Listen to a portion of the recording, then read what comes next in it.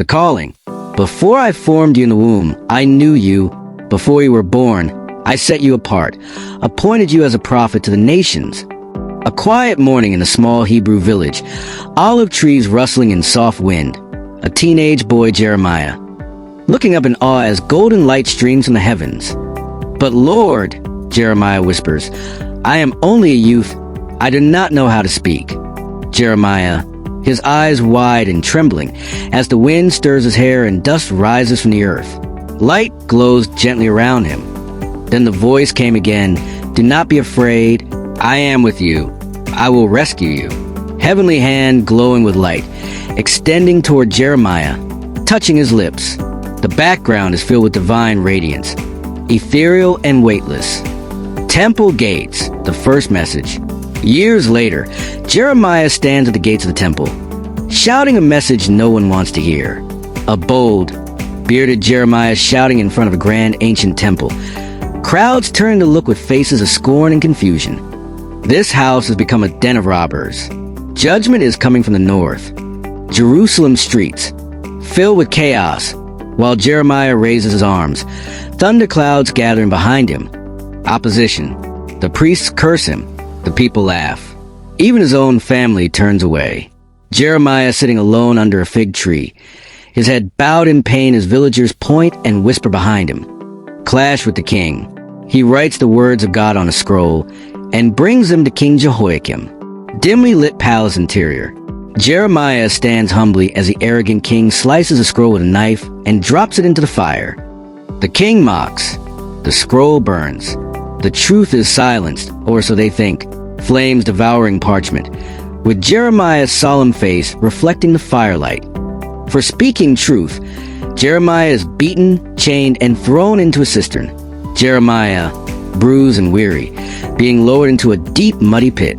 Light barely touches the darkness inside. The siege of Jerusalem. Then came the day he feared.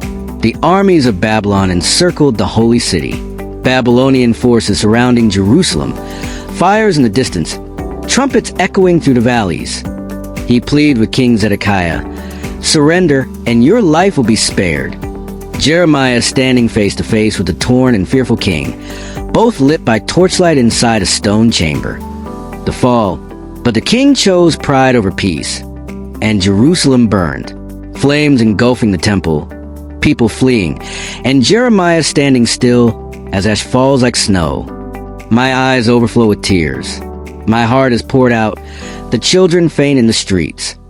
Jeremiah kneeling among ruins, tears streaming down his face, with lamentations being etched on parchment beside him. A remnant remains. Even in ruin, Jeremiah does not leave. He stays with the broken, those left behind. Jeremiah comforting weeping widows and children among the rubble. Soft golden light breaking through a gray sky. A future promise. He lifts his head and proclaims, the days are coming when God will make a new covenant. Hopeful Jeremiah on a hill, raising a scroll toward the dawn. A blooming olive tree stand behind him. Legacy. His words survive exile, fire, and time.